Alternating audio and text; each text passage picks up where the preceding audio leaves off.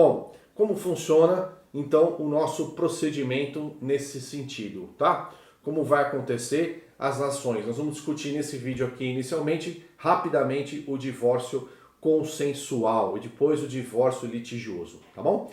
No divórcio consensual tem duas modalidades, o divórcio extrajudicial que ocorre no cartório e o divórcio judicial consensual que ocorre naturalmente no Poder Judiciário, tá bom? São duas ações consensuais, então se eu tenho o consenso entre as partes não há sentido de ter uma audiência de conciliação, perfeito? Nesse sentido, o extrajudicial está previsto no 1571 do Código Civil e não vai para o juiz de direito, é feito por escritura pública junto ao cartório.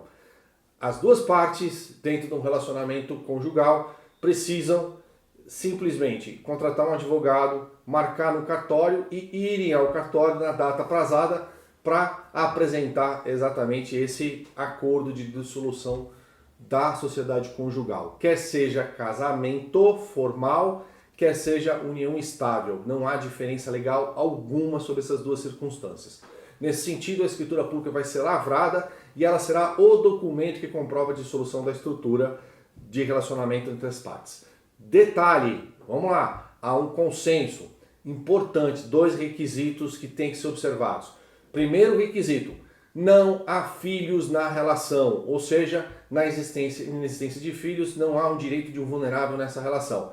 Em que pese eles poderiam ter uma parte que está grávida, ou seja, o nascituro, aí automaticamente teria que ser judicial, tá? Segunda questão, não há discussão jurídica sobre divisão de bens, ou seja, eles já se organizaram em relação à divisão de bens, ou seja, no cartório não é discutido bens, no cartório não são discutidos também os direitos de nascituros ou de filhos nascidos, isso porque eles não existem, tá bom? Vamos lá. Qual a vantagem do cartório nesse sentido? É muito mais rápido, mas não tem gratuidade de justiça, tem que pagar as taxas, obviamente, e provavelmente você vai ter que contratar um advogado particular. Os custos mais ou menos na ordem de 800 a R$1.000, pelo menos, para você fazer esse processo. O cartório deve estar girando aproximadamente em torno de R$400, tá bom? Rápido, 15 dias já resolve toda a circunstância, toda a pendência, as pessoas têm a dissolução da sociedade conjugal. Vamos lá para o processo judicial. Nesse sentido, quando é consensual, obviamente que aí tem o custo do processo e vai depender do relacionamento que vocês constituírem com o seu advogado. Os dois, o casal pode constituir um único advogado e vai ser apresentada uma petição com o acordo entre as partes. Pode também acontecer o divórcio judicial, que teria condições de acontecer na justiça, aliás, no cartório. Contudo, isso só vai acontecer na medida em que as partes elas não tenham como financiar esse tipo de processo e também não estejam na dependência de tempo, porque na justiça demora 4 meses, 3 meses para pelo menos ser homologada essa dissolução de união. Tudo bem? Então, o que tem que ter dentro desse acordo com certeza, tá? Se for judicial, obrigado, consensual, tem que ter 4 aspectos obrigatórios.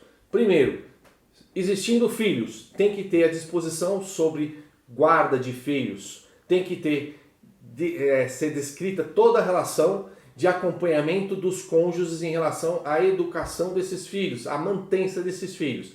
E aí, eu sou obrigado a determinar, se houver necessidade, o pagamento de pensão alimentícia. Na guarda compartilhada, não há necessidade do pagamento de pensão alimentícia. Beleza? Só se uma parte tiver em desoneração em relação à outra, ou seja, muito menos onerada do que a outra, e aí automaticamente ela pode contribuir um pouco mais para a educação desse filho. Beleza? Então tem que ter a disposição relativa à pensão alimentícia dos cônjuges, tem que ter a disposição sobre a guarda dos filhos, sobre o regime de visitas também nesse sentido, e tem que ter o valor de a participação na criação e na educação de cada um dentro desse processo. É obrigatório, senão não vai sair uma separação, um divórcio consensual. Tudo bem? Importante vocês perceberem que essa condição ela não vai acontecer quando a separação for litigiosa, porque aí eu tenho uma demanda jurídica que efetivamente vai acontecer em relação à guarda de filhos, ou vai acontecer em relação a valor de pensão ou não pagamento de pensão, ou vai acontecer quanto ao fato de que um cônjuge ou os dois não querem simplesmente a dissolução da sociedade em si. Beleza? Então, quando eu tenho essa separação litigiosa, importante, o cônjuge pode apresentar uma demanda querendo fazer a dissolução da sociedade, apresentando seus motivos pessoais, e dentre esses motivos ele pode fazer uma alegação que torna absolutamente insuportável a convivência ou uma conduta desonrosa do outro cônjuge. Percebam, vai ter conciliação, vai ter todo aquele procedimento inicial e aí a parte que é réu na construção jurídica vai poder se defender por meio da contestação. Beleza? Só que além disso, poderá apresentar uma reconvenção apresentando que talvez as circunstâncias jurídicas que gerem essa caráter de insuportabilidade tenham sido gerados pela outra pessoa. Não é incomum esse tipo de discussão nesse tipo de processo. Beleza? Dentro dessa relação, fundamental na separação litigiosa, perceber que a reconvenção deve acontecer no prazo de contestação de 15 dias depois da audiência de conciliação.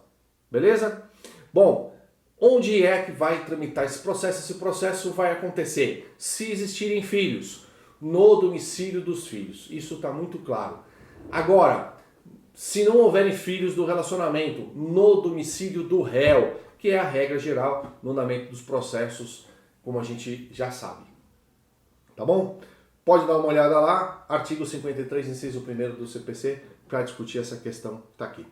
Tá bom? Observação. Na dissolução da união estável, as regras jurídicas são absolutamente as mesmas, tá? O 693 do CPC reconheceu a união estável como o casamento fosse. Não há uma distinção jurídica, apenas uma formalidade de constituição diferente.